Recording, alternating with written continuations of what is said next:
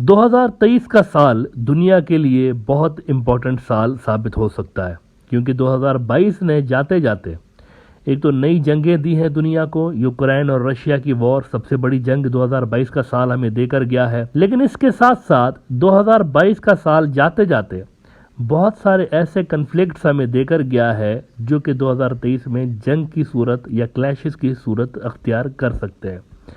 Israel के अंदर वहाँ पर जो हार्डलाइनर गवर्नमेंट आ गई है उनकी कार्रवाइयाँ जारी हैं, और आज भी उर्दन के जो किंग हैं अब्दुल्ला, इन्होंने वार्निंग दी है कि अगर स्टेटस को अल हरमल शरीफ में छेड़ा गया तो हम प्रिपेयर्ड हैं। इसके अलावा मिस्र, फ़लस्तीनी अथॉरिटी और उर्दन के जो ऑफिशियल्स हैं, टॉप ऑफिशियल्स, ये मिले हैं मिस्र के अंदर, और उन्होंने ये जो सारी डेवलपमेंट्स वहाँ पर हुई हैं हरमल शरीफ के हवाले से, और वहाँ पर जो इजरायली मिनिस्टर गया है मस्जिद अल-अक्सा के कंपाउंड में विजिट करने, इस पे उन्होंने मीटिंग्स की हैं और इस पे बातचीत की है कि हमारा क्या रिस्पांस होगा। प्रोबेबली अरब वर्ल्ड के बहुत सारे मुल्क मिलके एक ज्वाइंट रिस्पांस देंगे अगर वहाँ पर स्टेटस को छेड़ा जाता है तो एक तो ये 2023 के अंदर बड़ा सेंसिटिव साल है इस हवाले से।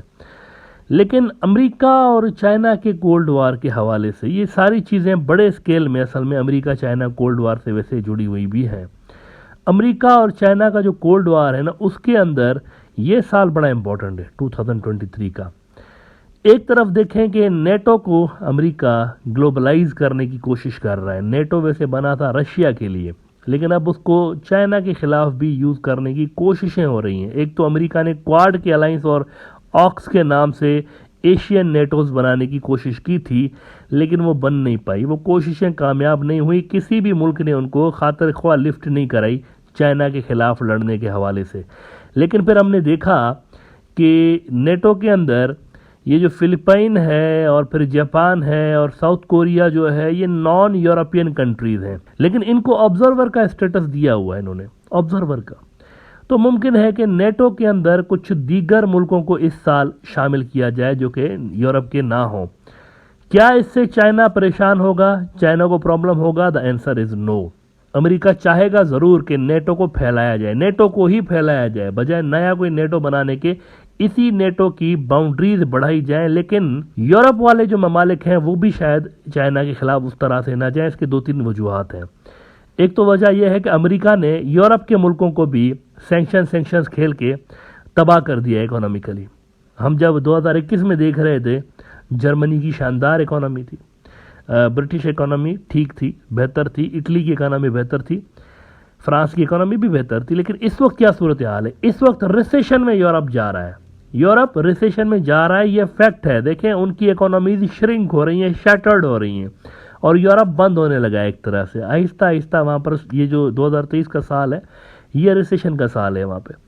तो इकोनॉमिकली कमज़ोर जो यूरोप है वो क्या नेटो में जान डालेगा? वो क्यों लड़ेंगे चाइना के पास इस हालत में, जबकि उनकी अपनी इकोनॉमी श्रिंक हो रही है? तो वो क्यों एक नए फड्डे में, एक बड़े फड्डे में क्यों अमेरिका का साथ देंगे? देखें, चाइना कोई अफगानिस्तान नहीं है, चाइना कोई सीरिया नहीं है, चाइना कोई इराक नहीं है कि मुंह उठा के नेटो घुस जाए वहाँ पे। China is China, China America के इक्वलेंट फोर्स है।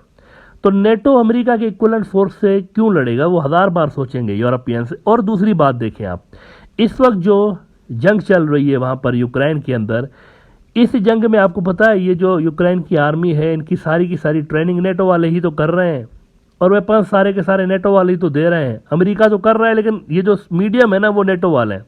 नेटो ममालिक के जरिए ये जंग लड़ी जा रही है, पैसे भी नेटो ममालिक दे रहे हैं, बेसिकली सारा कुछ हो रहा है वहाँ पे। तो नेटो ऑलरेडी एक जंग में मुलविस है, बड़ी जंग में इन्वॉल्व है ऑलरेडी। रशिया यूक्रेन वॉर के अंदर बड़ी वॉर है, ऑलरेडी नेटो इसमें इन्वॉल्व है। तो at the same time NATO वाले चाइना के खिलाफ क्यों खुद को यूज करेंगे? अमेरिका इनको बढ़ाएगा जरूर, इस साल बढ़ाएगा, इसके अंदर मजीद ममालिक आ सकते हैं, लेकिन वो चाइना के खिलाफ लड़ने की पोजीशन में नहीं होंगे नेटो वाले। अभी वो पहले वाला नेटो नहीं रहा, अब कमजोर यूरोप है, कमजोर ममालिक हैं, तो इनके पास लड़ने की उतनी कैपेबिलिटीज पहले की तरह नहीं है, इकोनॉमी भी इनके सपोर्ट नहीं कर रही इसको। लेकिन अगर नेटो को ग्लोबलाइज किया गया तो सबसे पहला जो इसका असर पड़ेगा डिटरेंस को कमजोर करने के लिए, जहां पर चाइना स्ट्राइक कर सकता है वो नेटो के वीक लिंक पे स्ट्राइक करेगा, वो इंडिया हो सकता है।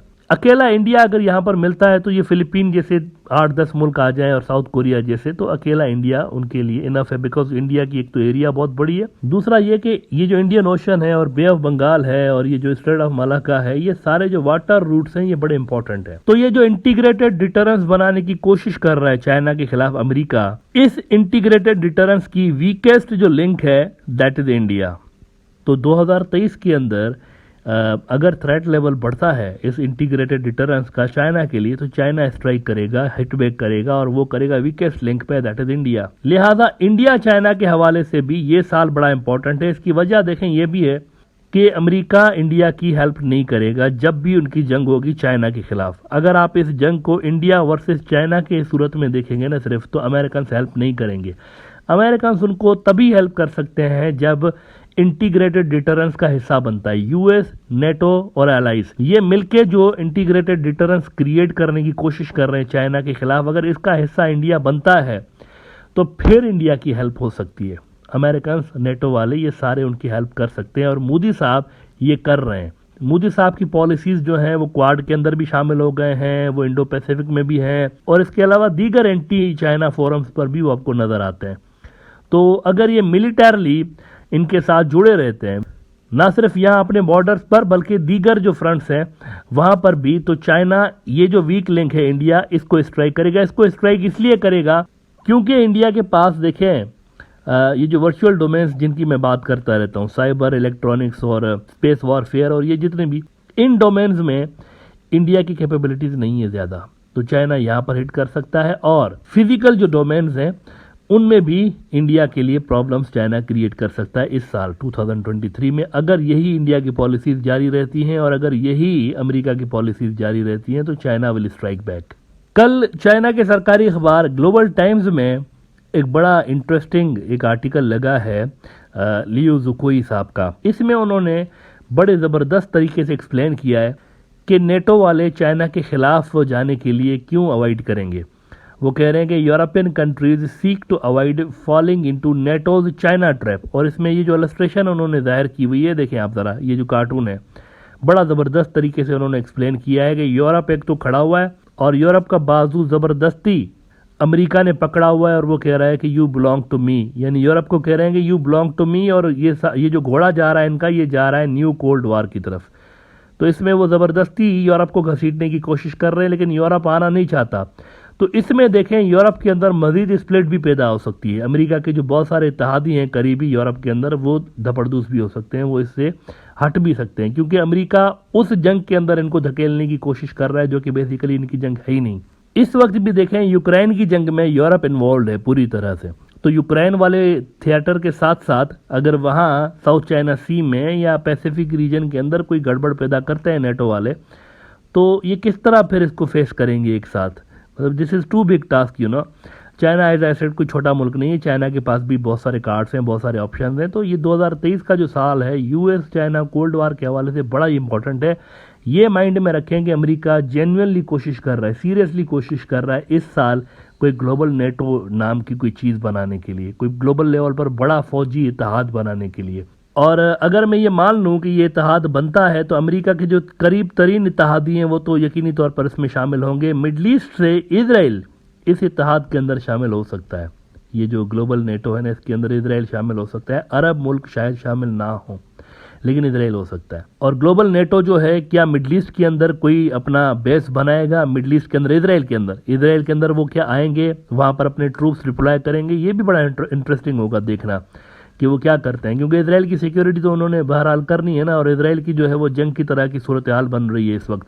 वो स्टेटस को छेड़ने की बात कर रहे हैं हरम शरीफ की, और अरब जो है इस पर ज़रा खफा हो गए इनसे कि आपको ये करने नहीं देंगे। उर्दन ने कहा है, इजिप्ट वालों ने कहा है, और एक दो और जो ममालिक हैं अरब ममालिक, उन्होंने कहा हुआ कि ये आपको नहीं करने देंगे, छेड़ने नहीं देंगे, बिकॉज ये डायरेक्टली उनकी पब्लिक से जुड़ा हुआ सेंसिटिव एक मुद्दा है, रिलीजन से जुड़ा हुआ मुद्दा है, इसको वो छेड़ने नहीं देंगे। लेकिन अगर फिर भी इजराइल छेड़ता है और ये जो ग्लोबल नेटो का हिस्सा अगर वो बनते हैं तो बड़ा इंटरेस्टिंग हो जाएगा यहाँ का सिनारियो। और ये भी देखना इंटरेस्टिंग होगा कि एशिया के अंदर से कौन कौन से दीगर ममालिक उस ग्लोबल नेटो का हिस्सा बनते हैं जिसको अमेरिका लॉन्च करने की कोशिश कर रहा है 2023 में।